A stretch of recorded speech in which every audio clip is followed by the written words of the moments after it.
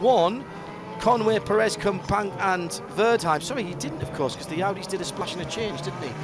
And in the pro category, Giancarlo Fisichella for Ferrari ahead of Stefan Mucker and Jörg Bergmeister now down into third.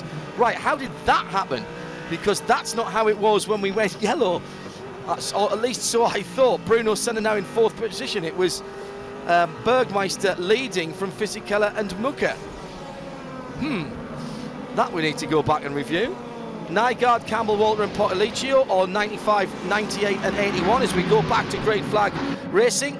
It's the RadioLeMans.com team for FIA WEC Racing here at Interlagos, Sao Paulo. And everybody streams across the line from my left to my right and down towards the centre S's as we go back to full speed racing. And the GT battle has Bruno Senna fighting his way up alongside Bergmeister for a moment out of the first S's into Curva de Sol, and he's got a great run, putting two wheels onto the curbing there, right up in behind the Porsche now. In fact, you can barely see the Aston Martin as Bruno dodges out to driver's right, coming to the downhill left-hander.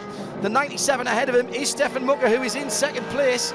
Second, third and fourth absolutely together. I think that's Christoph Nygaard just in behind them in the 95 car, the first of the AM cars. Yes, it is. So he's hanging on to the coattails of the pro drivers. Problems for the 98. Problems for the 98 Aston with Richie Stanaway. That car still in the pits. And the 57 of Maurizio Mediani, who I'm sure Bergmeister was cursing. The Krone Racing Ferrari really held him up for far too many laps and almost had him off the track at one stage just before the conflagration that befell Tony Vielander in the Ferrari, the big fire. That car in the pits as well now. So Fisichella, Mucker and Bergmeister. Fisichella about a second and a half up the road, and then this battle for second on down. In GT Nygaard has a big lead over Campbell Walter, who's got about 3 seconds over Enzo Portaliccio, 95, 96 and 81, Aston Ferrari. But it is the GT battles, as so often in longer races, that is providing the action, street fighting from the street car class.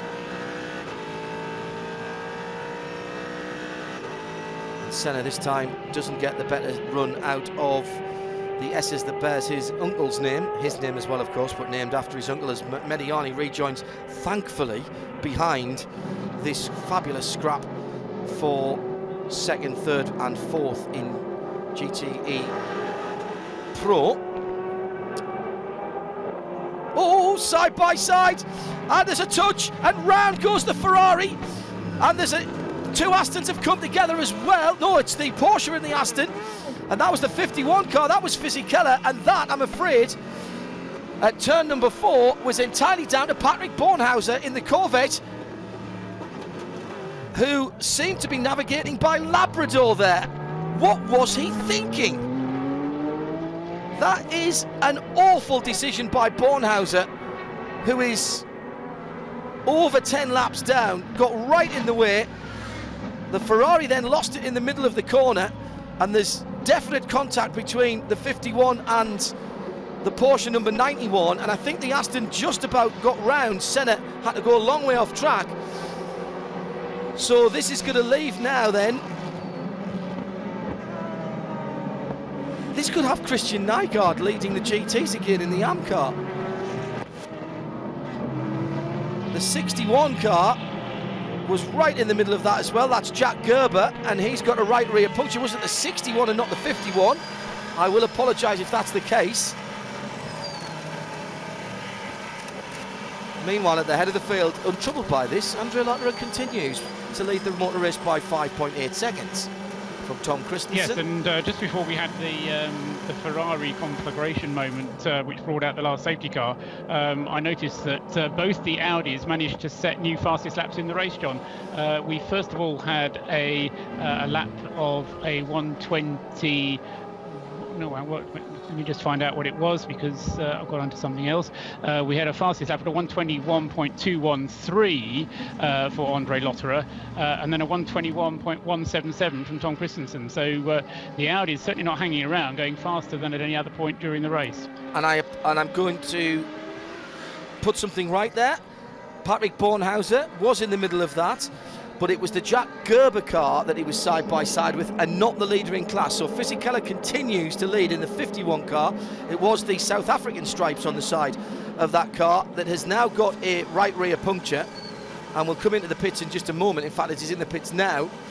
So Fisichella was out ahead of that. Mucker somehow avoided it, but Bergmeister and Senna had to take avoiding action that took them off the track, and I'm pretty certain that Bergmeister in the Porsche hit, not of his own volition, of course, Jack Gerber as he was spinning. And I'm not sure that there wasn't a little tap between the Porsche, or a little rub between the Porsche number 91 and Senna's Aston as well. Again, that was all down to the cars spinning. And is there any lasting legacy of damage between the 99 and the 91? So the GT Pro then has been shaken up. 51 now leads by 1.8 seconds. Fisichella by Mucker. That's about where it was before that little shufty behind them. Mucker is in second place. Then Nygaard in the AM car, right up there, but he's about 3.5 seconds further back. And then Senna in third place in the GTE Pro in the 99 car, 13th overall, has now got a huge lead, something like 18 seconds on Jörg Bergmeister, who was dropped right back out. He was, remember, leading that category before the Ferrari went up in flames. Phew. So just coming up to complete another hour, only the second. We've packed quite a lot in, Paul, haven't we, into this first 120 minutes? Yeah, even though I'm 5,000 miles away, I still feel that I'm right on top of this somehow. But yes, I mean, it has been action-packed. And bear in mind that of that 2 hours, we lost 57 minutes of it behind the first safety car. Second safety car period was far shorter than that. It was a mere 10 minutes long. It does mean that overall, although we're coming up for 2 hours completed, we've had less than an hour of proper racing, but it's been all action. And as I said at the beginning of the show, it's been about sprint-type racing over long periods. And such is the way of the world now, I think. Let's go back into LMP2. The 26 Oreca, the G-Drive racing car. Mike Conway's been at the wheel for the whole of the 2 hours, has 7.4 seconds on Luis Perez Companys. He's hanging on well there in the 49 Picon car in second. Bjorn Verdheim in the Zytec Nissan, the 41 car, in third position, is under pressure from Ricardo Gonzalez in the Morgan number 35. And he's only, what, a second, 3/4 of a second from David Hansen, his teammate in the 24 Morgan car. And those guys all battling for third position in the P2 category. Now, a change in position in GTE AM there as the Enzo Potoliccio Ferrari has gone into second place ahead of Gianluca Roda's Porsche. Is what I'm seeing there. Yes, it is for third position. Excuse me, because Nygaard's up the road, isn't he? He's battling with the pros. And here's Roda having a look down the inside as the leader goes in there as well. Could he get a little bit of a tour from the Audi? Maybe they're side by side as they crest the rise at the start-finish line. But Roda just not quite in position, as he's got Fisichella. No, not Fisichella behind him. That then, off has gone the 99 Aston. That's Bruno Senna's car. This is third. This is right at the end of the lap again, turn number 13, and right rear down, gone. A puncture at least. He's been off the track. The black marks around the back of the car tell us that. He's been off the car to driver's right and got back on again. A lurid moment then for the car that was third in GTE Pro, and Bruno Senna, darling of the Paulista, here at Interlagos, with the Mitsubishi Snatch vehicle, comes up towards him. Now this should be able to pull that out of the way without the need for a full course caution. But I don't think that's getting back to the pits, and Senna's out of the car, slams the door in disgust and pulls his radio lead out at the same time. He's walking out around the front of the car. I thought he was going to walk out in the middle of the track there. Now he's on his own in the picture that I've just seen, and it looked as though the tyre was already down. There was a message on the screen that came up, John, which said that he'd already been off at turn 8. You're absolutely right, well remembered. Well, there, the right rear is still out. Its suspension's gone. The suspension's gone, and Paul is absolutely right. He was off much further down the track. He's broken the suspension, and then the suspension has given way, and the very sad sight of a stricken Aston Martin with right rear dangling at a jaunty angle, not as ProDrive designed that rear suspension. So he lost it earlier on in the corner and then drove on. I think the suspension's already broken at that point, if I'm honest, but as Paul reminds me, further round the lap, much further round the lap, because that's at turn 11 and 12, he'd already been off the track. So 5 Aston started, and we appear to have, and as I say that, in fact, Richie Stanaway's car's just come out the pits, the number 98 car. But there will be no renaissance for the 99 of Bruno Senna and Rob Bell. Rob Bell not even getting into the car then in the first 2 hours of this race. Christensen leads by 5 seconds as we've gone through another hour of racing. The Audis are 1 and 2. Lotterer leads, thank you Paul, by 5 seconds from Christensen, with Heidfeld for Rebellion Lola, the Toyota powered car, in third. 26, 49 and 41 separated by all of about half a minute or so, maybe a little bit more than that. Just waiting for the 41 car to come across the line. And then the big shake-up in the GT categories, with Fisichella leading and just having put in the fastest first sector of the race for him by 1.5 seconds from Mucker, who's closed up, and they're just 5 seconds ahead of Nygaard. But he's an AM car, so Jörg Bergmeister in the Porsche, after all of that, half a minute back on the leaders in his class, but back into third in the category. Campbell Walter with a 15-second gap between himself in second in the AM class. Roda Potoliccio battling together, a couple of seconds between them now. And that's how it stands as we go into the third hour of the 6 hours of Sao Paulo here at Interlagos, live on FIAWEC.com, radiolemans.com, providing the audio descriptions for you. So how long have we been going green now, Paul? Richie Stanaway, John, just to finish off that one, the number 98 Aston back in the race, as you said. 22 minutes he lost in the pits, so not completely out of it, but it's a long time to have to pick up again, 22 minutes. Yeah. So Aston not having the best of days. How long have we been green now? And so what we have to think about is now start thinking ahead. That's what we do in endurance racing. If you're new to this, we have to start planning ahead as Christensen closes down just a tiny bit, 4.5 seconds now between Lotterer and him. And about next another pit stops. 8 laps, right. I reckon, there you go, until the Audis come into the pits, John. Yes, that's very interesting. Got to say kudos to the number 1 team, Paul, because that last pit stop, as Joe was describing them, they came in a lap apart, and Joe sort of said, you know, they're not under that much pressure because the safety car is out, but still the number 1 car managed to snatch the lead Audi position, which became the lead of the race.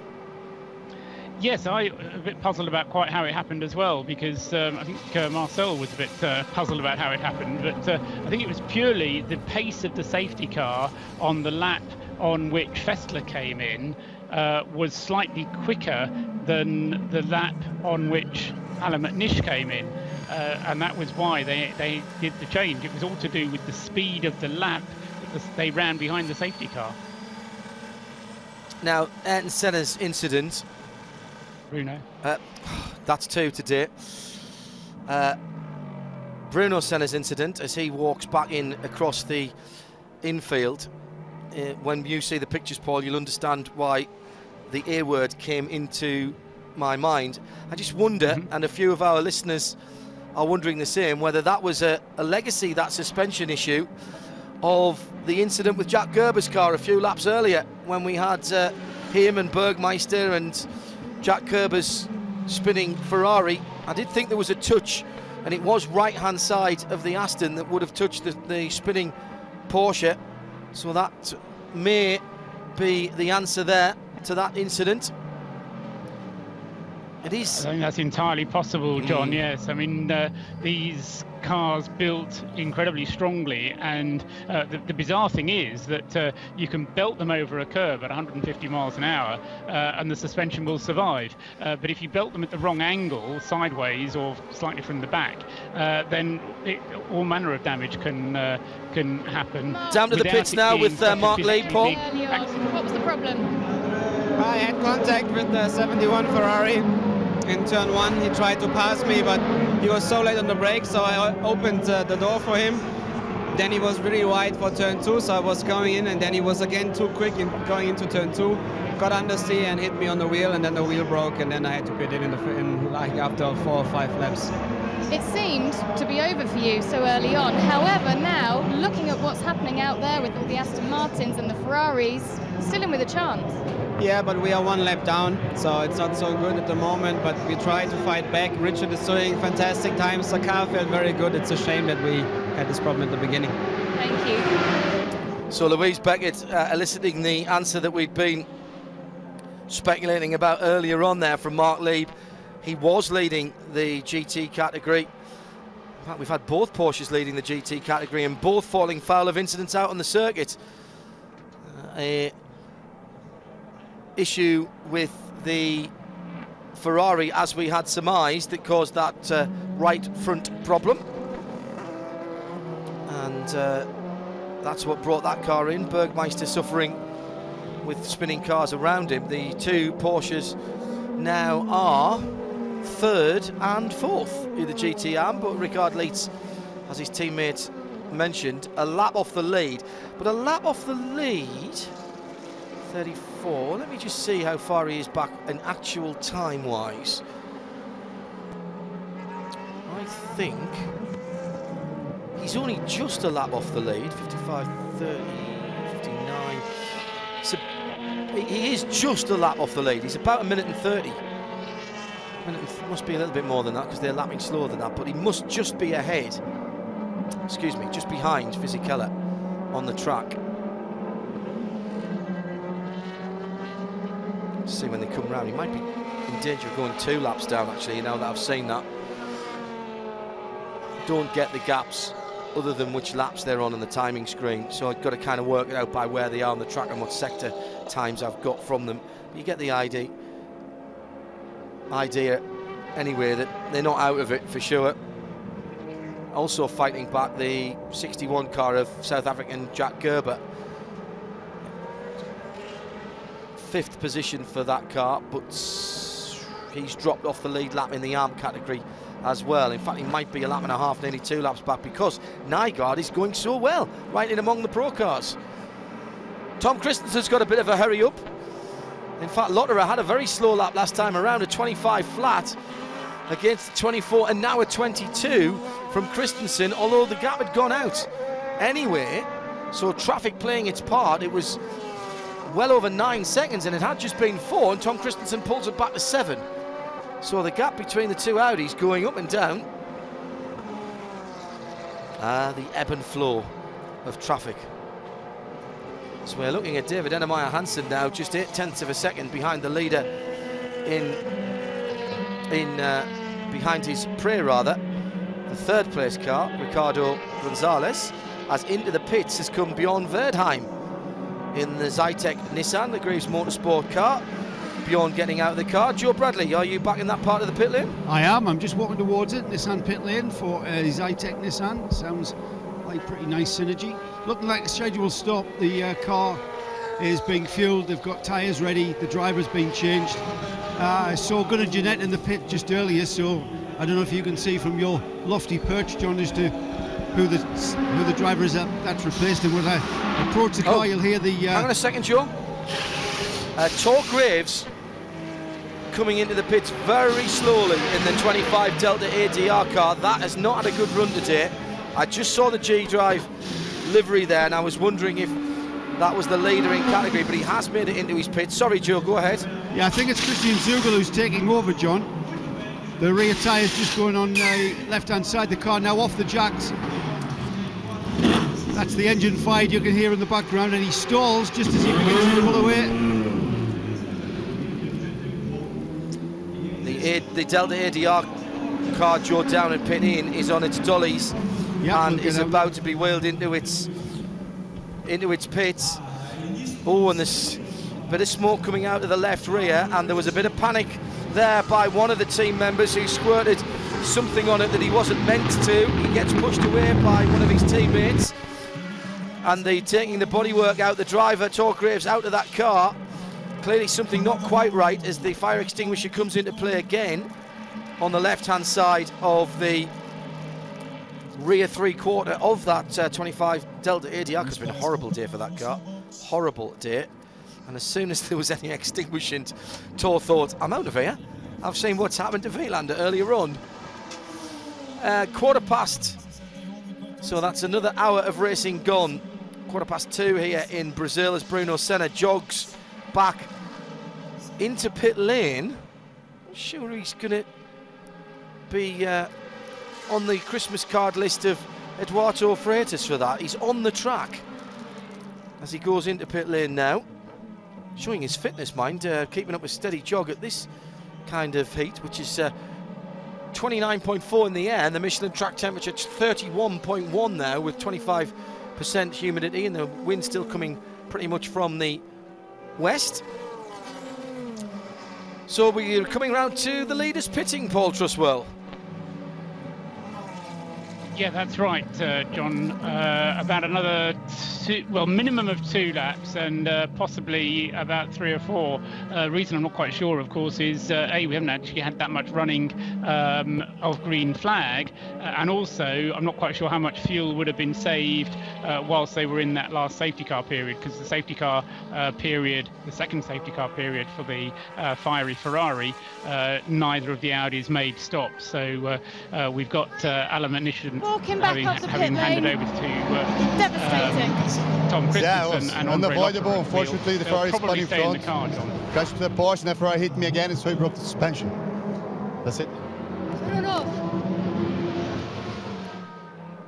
Bruno Senna there confirming to Louise what we had suspected. The suspension damage was a legacy of the Porsche hit. And Louise Beckett grabbing him as he walked up the pit lane.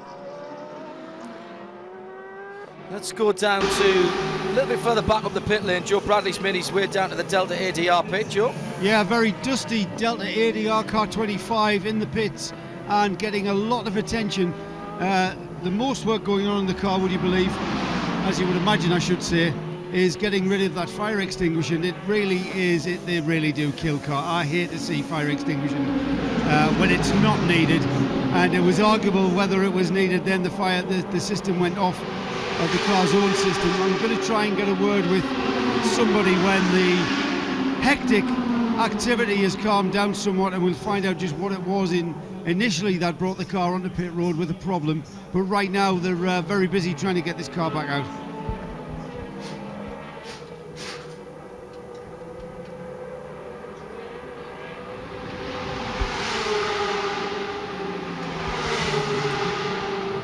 So 3 hours and 44 minutes still to go. Joe Bradley down there in the powered by Nissan pit lane. Bruno's made his way back to the pits. Yeah. But it was okay, so there's suspension completely collapsed. And then in turn, what is it? Yeah, so with just some 4 or 5 laps, 3 or 4 laps to go before we start expecting to see the Audis coming into the pits then. And by rights, we will probably be getting Tom Christensen coming in first in the second place car, and then Andre Lotterer coming in second in the leading car, because that is the order that they stopped, remember, during the safety car period. Makes perfect sense to me, Paul. Now out on the circuit, we have got this intriguing battle between Giancarlo Fisichella, who leads the GT Pro category in the AF Corsa Ferrari, by the massive and princely sum of 0.077 seconds across the line. And behind him, tracking him down, is Stefan Mucker, the best pace of the remaining Aston Martins. We've lost Senna's, and Richie Stanaway has lost a few laps. Lost now 58, 60, 72, so 14 laps he's lost on the battle at the head of the pro field. And Stefan Mucker has done well to claw back to the rear end of the leader, but has yet not been able to get himself into a position to make any kind of overtaking manoeuvre or indeed put pressure on Giancarlo ahead of him. On the other hand, though, John, it may well be that he gets the lead handed to him by Fisichella when Fisichella makes his pit stop, although GT cars running quite a bit longer than the prototypes. That'll take him probably another 20 minutes or so before Fisichella needs to refuel, but Fisichella, I suspect, is going to be in the pits for fuel before Stefan Mucker will be having to make a fuel stop in the Aston Martin. So for my money, I think Mucker will be keen to get past Fisichella on the track, and looks from the kind of body language of the car that he is going to be in a position to do that, but it may take a little mistake from the Italian before that's going to be possible, and maybe just a little slip up in traffic or something like that. But you do need to be able to get a significant advantage somewhere around the circuit in order to make an overtaking move stick.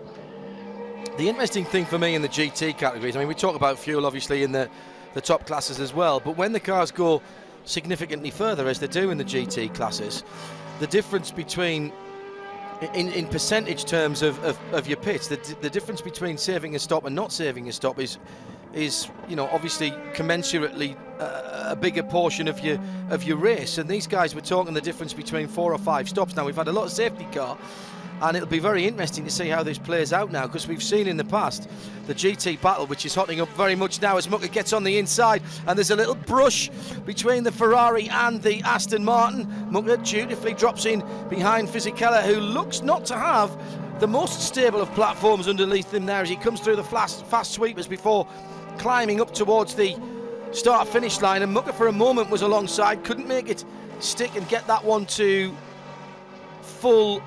get the car fully alongside, and then in front. They'll come across the start-finish line astern, and Fisichella right in the middle of the hash marks for the grid, making it very difficult indeed for Mucker to go down the inside as the road curves to the left slightly before the full left-hander of the first of the Senna S's complex, and Fisichella is sliding that car around. But just going back to the point, Paul, about the difference between saving a pit stop in the GTs and saving a pit stop in the prototypes, it's a bigger percentage if you stop ratio. So in terms of time you spend in the pits, that's really important. Oh, Jack Gerber has spun it, and it's not 61. Yes, it is Jack Gerber's car. Why have I got a mental block about that today? And there's some damage to the right front of that car, and that is right on the far side of the circuit at turn 7. Now, did he jump or was he pushed? No, he did it himself, but then he's caught an Aston Martin, believe it or not. And it's the 98 car of Richie Stanaway, and I think he's wiped out the left rear wheel. Well, if Stanaway gets away with that, I'll be very surprised. Jack's got the car off the racing line, very well done to him. And he may save a full course caution. He has, and he pulls away. Paul, I'll come back to you for pit stop strategy in GTs in a moment, but we'll get an update from Joe Bradley down in the Powered by Nissan pit lane, who's down at the Delta ADR pit. Joe? Go ahead, Joe. Yes, we're down in the Delta ADR. We heard that the cars had a problem that brought them onto pit road, and then we had an extinguisher go off. I'll see if I can talk to some of the team on the pit wall. We're speculating that the car had a problem that initially brought it into the pits, and then the extinguisher went off. Would that be right? No, we were struggling with an engine problem earlier on in the race, and it's just steadily got worse, and so we had a bit of an oil fire that we needed to put out, so but basically we're out for the day. All right, and do we think we're gonna, is the car out or is the car repairable? The car's out. It's finished. All right, that's bad news then. Bad news for the 25 car. The car's out with the engine problem, as we heard there, which caused a bit of an oil fire, so bad news there. It's been a horrible day for them. Paul, before anything else happens, GTE pit stops, saving a GTE pit stop is almost more important than, you see now, Lotterer's come into the pits. Exactly so, at a sort of time that I would have expected, but ahead of Tom Christensen. So that's a slight surprise. So Lotterer, maybe as a virtue of having been going a little bit more quickly, I don't know, than Tom Christensen, but he has used more fuel. They're refueling that car and sending him on his way again. Your point about the GT pit stops, yes, I mean, if you're only going to make 4 pit stops, and that's pretty much a certainty now for the GT cars, unless you've got to come in and get repairs done. Then yes, I mean, each pit stop is 25% rather than being only some 20% or 17%. So no, that is a significant part of it. So yeah, Lotterer then coming into the pits, and he has stayed in the car, hasn't he? They've just refueled that car and sent him on his way. No change of tyres for Andre Lotterer in the car that was leading the race, but is now back in second place, car number Audi number 1. Tony Wielander has made his way back to the pits after his fiery Ferrari moment, and Louise Beckett is down there with him. Back to the garage. You're looking fairly calm, but they were really worrying pictures. Yeah, I mean, I was reporting to the team 3 laps earlier that the car is quite funky, is all over the place. I cannot get hold of the rear of the car. And yeah, they basically just said there's nothing, we cannot see anything on the data. So I kept pushing. I tried to stay with Giancarlo and Stefan Müke.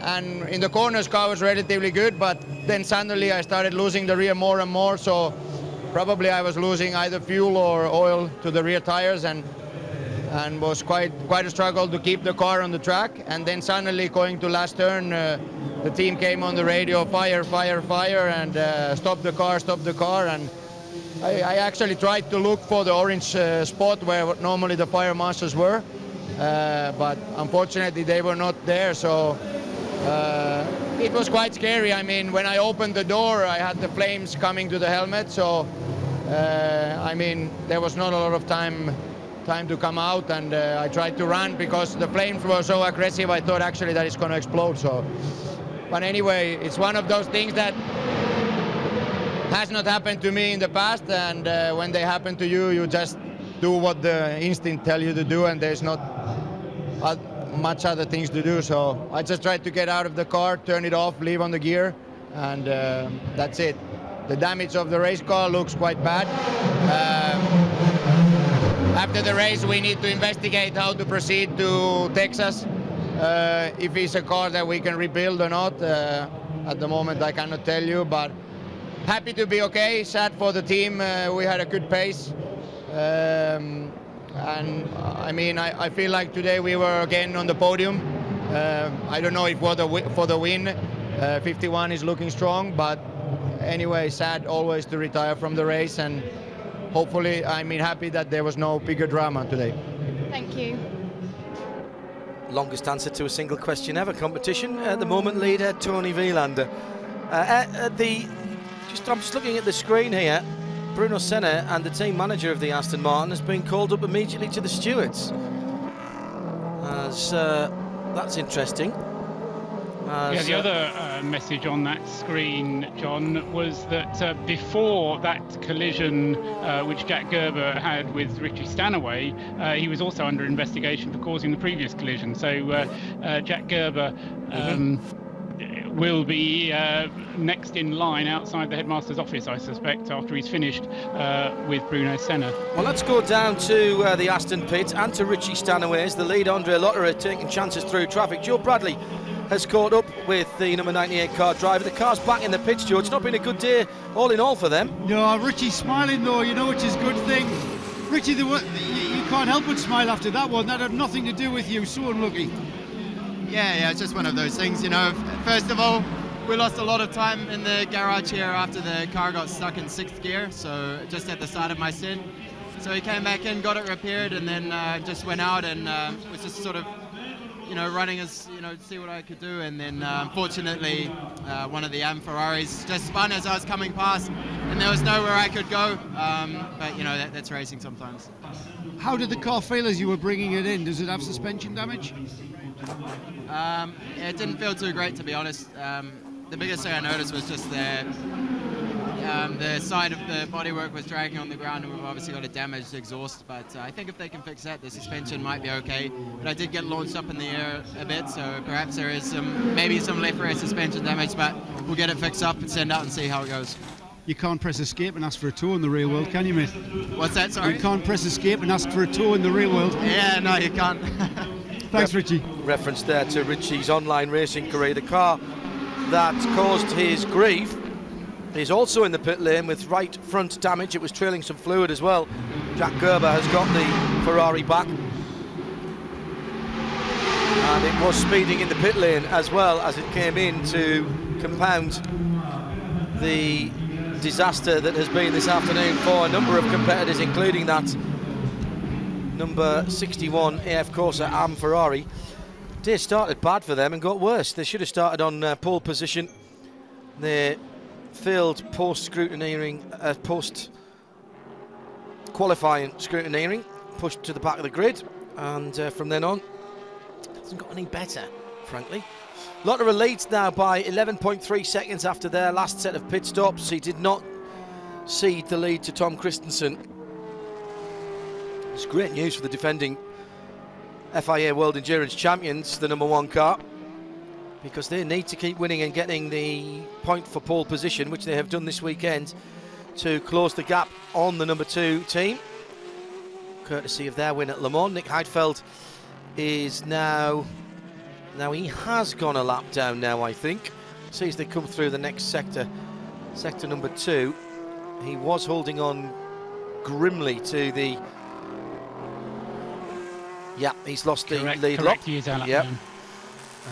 Just by meters by the look of that update there, Paul. P2 still with Conway dominating that in the 26 Oreca Nissan. Pierre Caffer in second place now, having taken over the PCOM car at the last pit stop.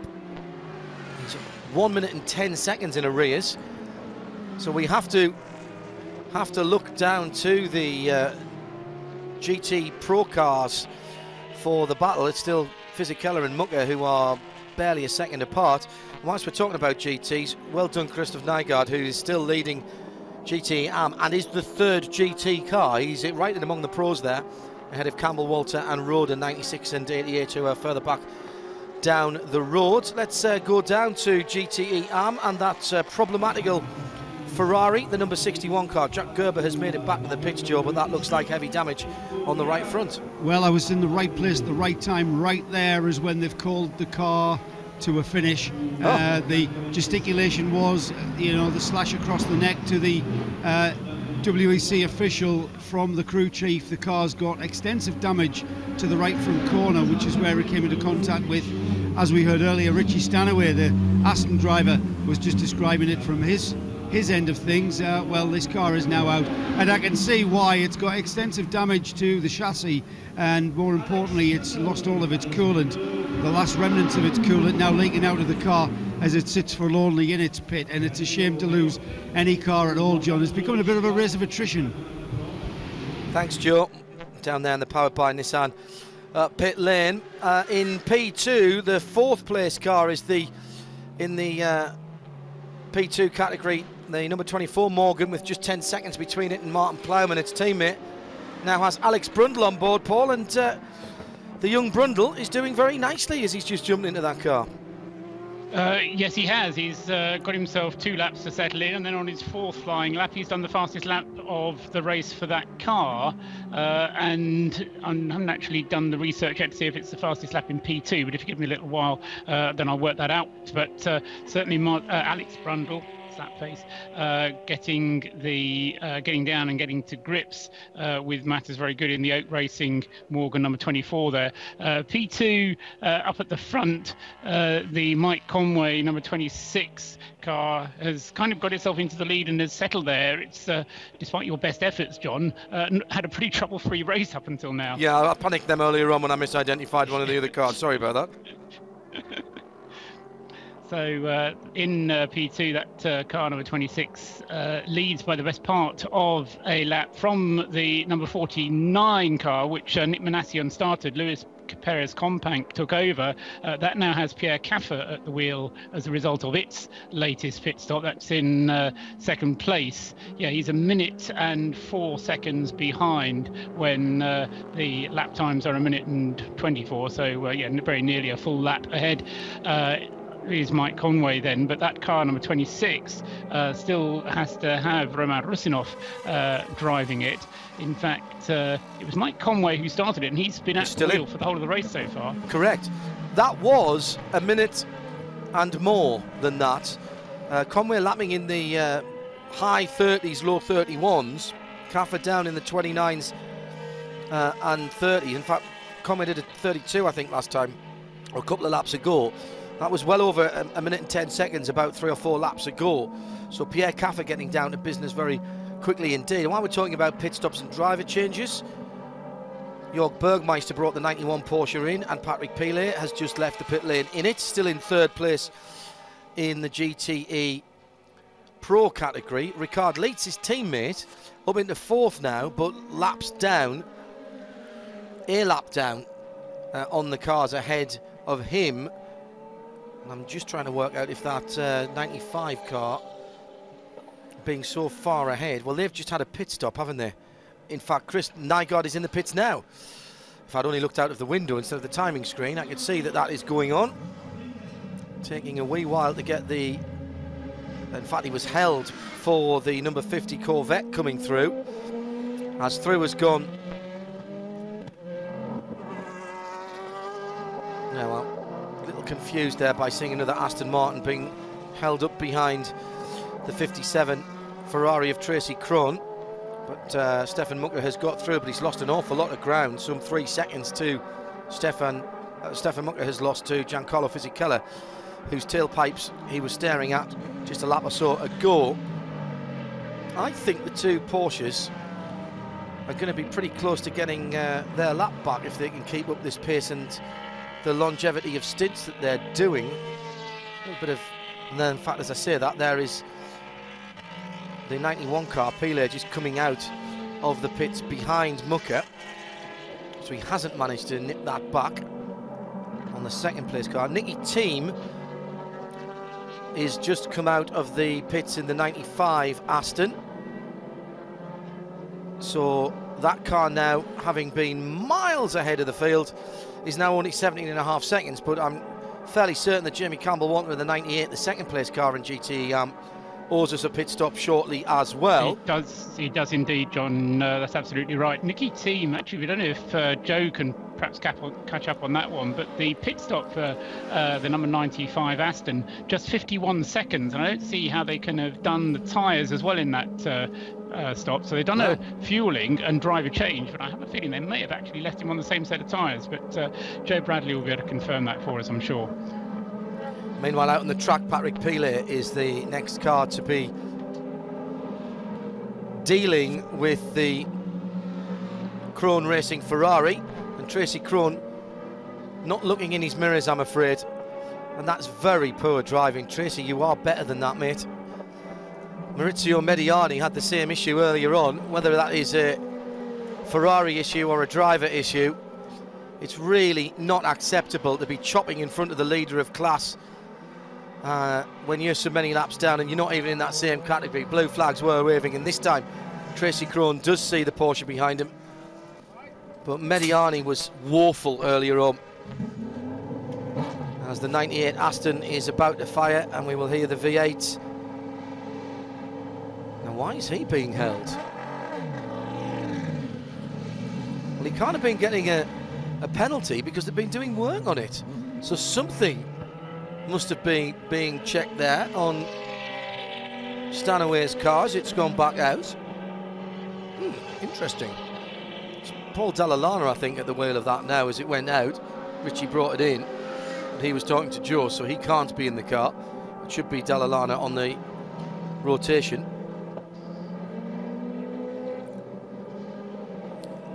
At the moment, Andre Lotterer at the head of the field is the man on the move, having put in a 22.8 last time around and pulled his lead out to almost 14 seconds on Tom Christensen. 3 hours, just over 3 hours and 20 minutes still to run here, the 6 hours of Sao Paulo. Weather not an issue, unless you don't like the heat. Track temperature by Michelin at 31.7 degrees Celsius and 29.4 in the air. The wind speed, the wind has turned around completely. It was coming from the west earlier on, now coming from the southeast. So almost into the windscreen of the car as they come down the main straight towards the Senna S.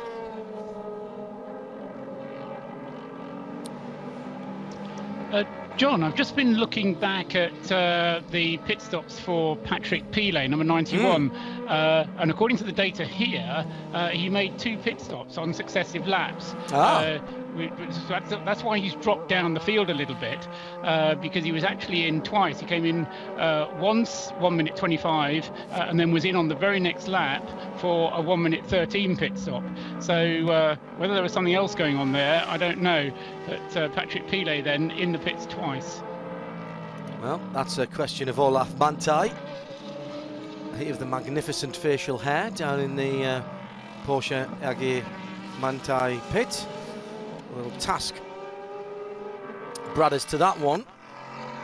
Trying very hard to look for a battle at the moment, and since the Fisichella Mucke one has petered out a little bit to the tune of about 5 seconds gap between those two after Mucke was held up in traffic, there's not anything that's catching my eye at the moment, Paul. We're in this middle portion of the race, which often gets to be, it looks like often a little bit of a consolidation. Plenty of racing still going on individually, so I think we're going to get a Ferrari pit stop this time around. And in fact, we're getting an Aston and a Ferrari pit stop this time around. So, which of the Astons was that? It's Jamie Campbell-Walter who's in front of the GT Pro leader, and Jamie braked a little bit earlier than the Ferrari behind him, and Fisichella, who of course is battling with an Aston Martin at the head of the GT Pro field, got very, very squirrely behind Jamie's car. Jamie's out, and Stewie Hall gets into that one. So Fisichella has given up the lead in the GTE Pro category. Full service with Michelin tyres out for that. And it's Jimmy Bruni, of course, who gets back into the 51 car. You down there, Joe? Yes, I am.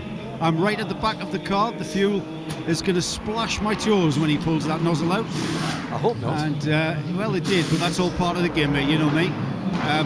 Jimmy Bruni it was that's been ready now in that pit for some time. I saw him about 10-15 minutes ago already with his helmet suited and booted and ready to take over from his teammate Fisichella.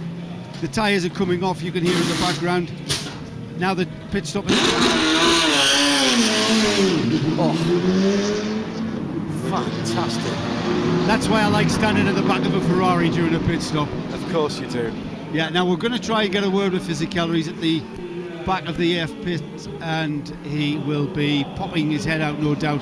So we'll lurk here for the time being, John, and try and get a word with him. Well, keep your eye out, because coming past you in a moment will be the, or coming towards you in a moment will be the Aston Martin of Stefan Mucke. He's in the lane now, out of the lead of the GT Pro race. Now he gets a clean run in to the pits. It was 5.3 seconds, remember, when those cars came through. Jimmy Bruni will probably retake the lead of the race. There's a driver change going on here, as well as Mucke gets out and Darren Turner will get in. I do like only 2 driver cars. Is that you standing behind the Aston there, Joe? No, I'm up with Ferrari, mate. All right. So that looks clean. New set of Michelins there as well. They look like they might be scrubbed tyres. Meantime, the number 2 Audi almost getting picked up by a spinning Ferrari of, guess who? Answers on a postcard. Oh yes, you all guessed it was the 57 car. Spinning at the same point there. It's quite clear that grip isn't an optimum here for all of the cars, and it's catching out some of the less experienced drivers. Joe, is that the Aston going by you? Yes, you know your engines well. That was the 97 car just rolling past us and out of the pit lane. At Stig's fat cousin, which is possibly the best Twitter handle ever, has tweeted at Radio Le Mans and at Specutainment and said it's the little Stig's 8th birthday today, and all he wants to do is listen and watch the FIA WEC 6 Hours of Sao Paulo. I think that was just a gratuitous way of getting a mention for the little one, and it worked. Down to Giancarlo Fisichella with Joe Bradley. And he's walking away to the back of the pit. Grab him. I know you're well-earned rest for Giancarlo. Tell me, you brought the car in there in the lead. Tell me the race is going well, I take it. Well, everything is going well. Car balance is good. We are so close compared to Aston Martin. It's going to be a tough race, but let's say if everything goes well, we can score a good podium. We've had a lot of incident with traffic in the faster cars at this. Is it the nature of the Interlagos circuit that's bringing that out? Yeah, there are lots of problems around the circuit, lots of debris, but this is motor racing, and it could happen. Absolutely. Leave Giancarlo there to... he looks like he has just jumped in a swimming pool in his race suit and just stepped out. He is wringing wet, working very hard. It's very hot out there, guys. Thanks, Joe Bradley. Interesting there, Paul, that Giancarlo Fisichella seems to think they're at a disadvantage to the Astons. He may be playing the psychological game, of course. You can never count that out. But he seems to think that despite being in the lead at the moment, they still have a disadvantage on fuel and power. Well, certainly when he was being closed upon by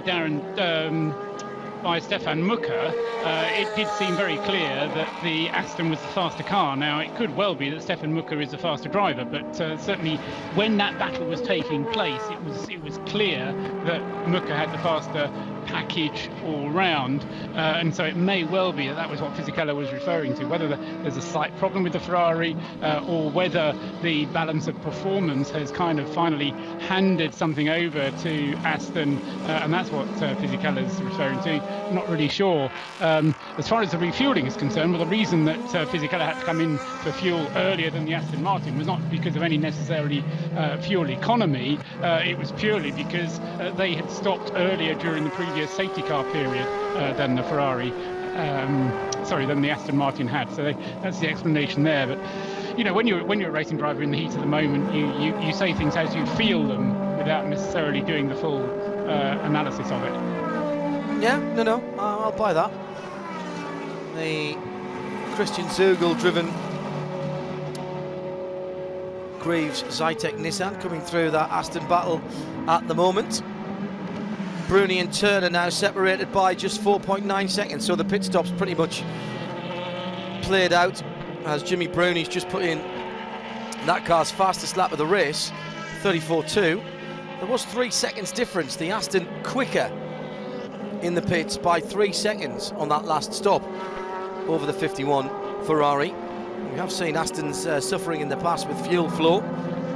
Particularly, I think Sebring was an issue, wasn't it, for those guys that they were very badly hampered by the fuel flow that they were allowed. Also in the pits, Gianluca Roda with the Proton Felbermeyer car.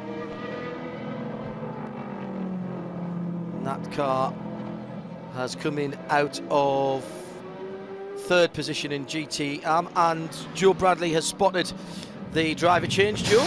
Yeah, Christian Reed is taking over that car. Roda has stepped out. Pardon me, I got a mouthful of carbon dust there as they removed the front wheels, making their life very difficult down here in the pit. You can see probably from your vantage point how close they've stopped the car next to the fuel rig. given them pretty much a wheel's width to get the wheel off and then put the new wheel back on, making their life a lot harder there. But pretty routine down here for the 88 car. We'll see if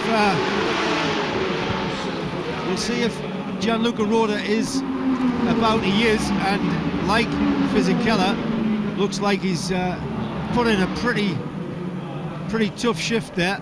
Let's see what it's like out there. His physio's talking to him now, probably looking at how he's going to recover him. Gianluca, how was that there? Oh, I think well, because I made a double stint with the same tires, and was very difficult because it's too much hot. And last 30 minutes was like a rally man, because every corner was I don't know in English, but in Italian is pendolo, and very funny but not good for time. But there is a problem also for all the rest of the drivers, I think. It's a very physical track here in Brazil also. Yes, because there is no straight on, there is only corners, but that is Interlagos. I'll leave you to a well-earned rest, Gianluca. Thanks for talking to us.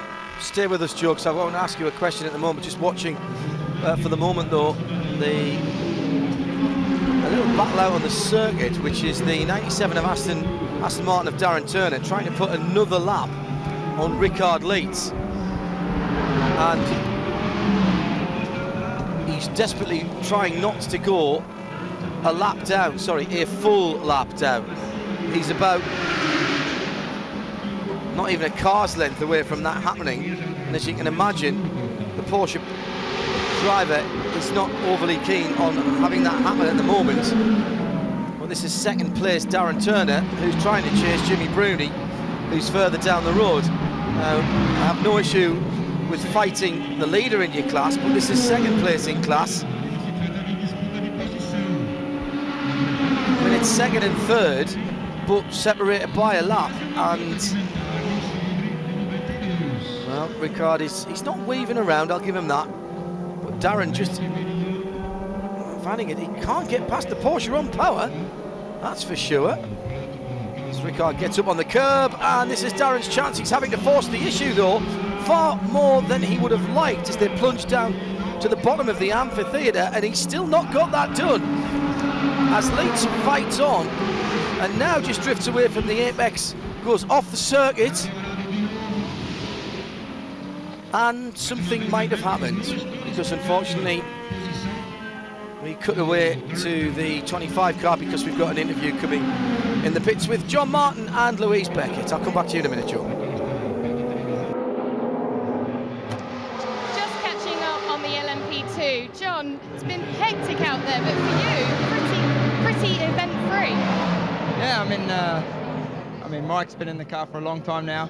But he's doing a triple at the start, and then Roman's to get in next, and then I'll get in towards the end. But so far, so good. We got a bit lucky with the safety car early on, so fingers crossed we can hold that all the way to the line. So we're trying a few different strategies, but yeah, we're just seeing how it pans out at the moment.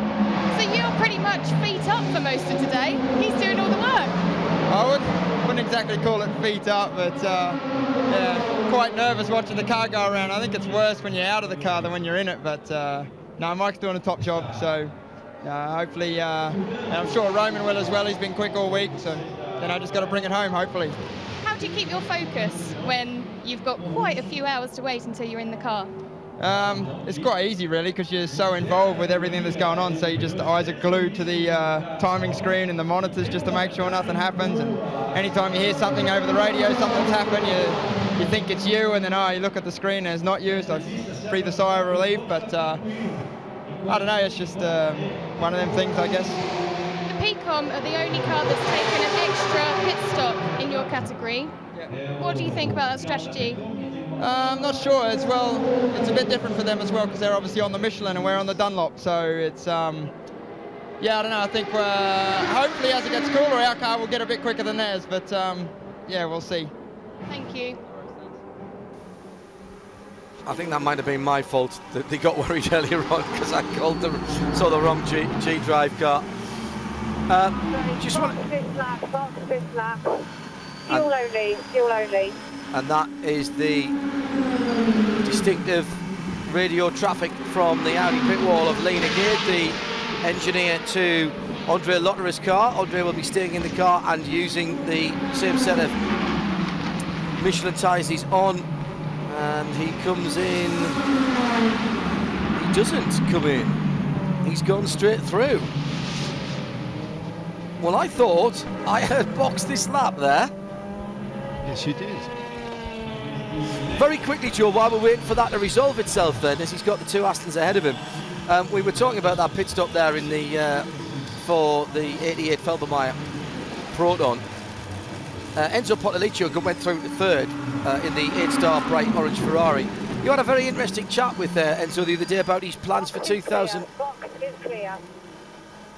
There you go, Lena just reminding Andre about his plans for 8-star for 2014, and it's quite a significant conversation you had with him, and a so far unique way of going about his motor racing, both here in the WEC, where he'll continue, so we believe, with P2, but more especially with what he's going to do in the IMSA series, the USCR, next year. Yes, and as we know, the American series is going to be, I don't think anything's finalised with regards to regulations for cars.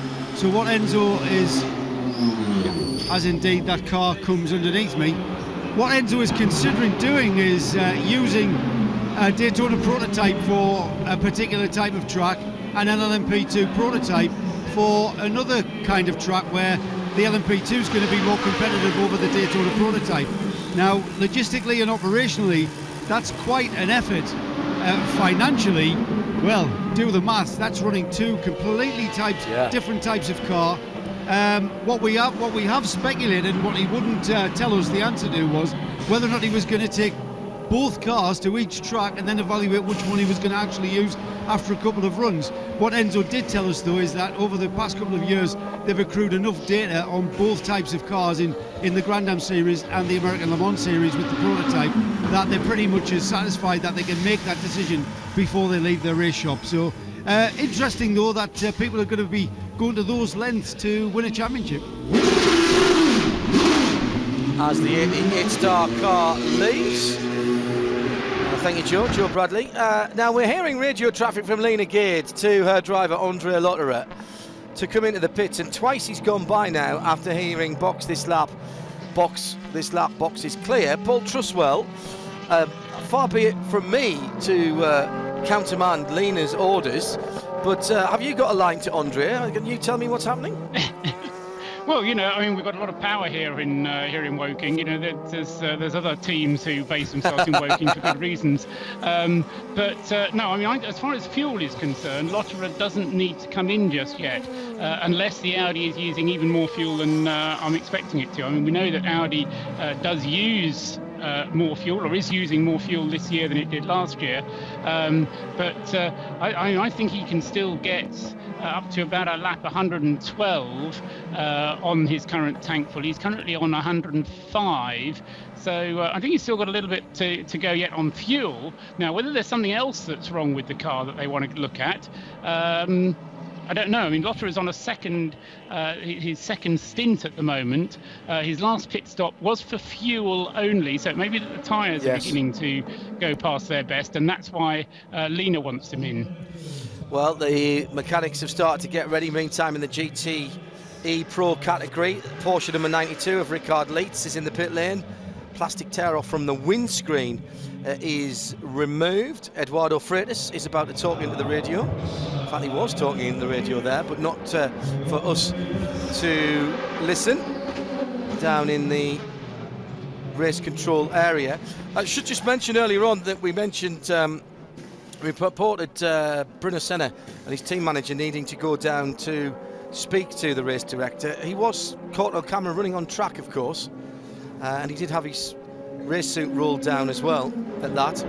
I suspect that might have been the slap on the wrist for that. The responsible adult reminded me of that. That noise there is the sound of the Manthey Porsche 991 going out.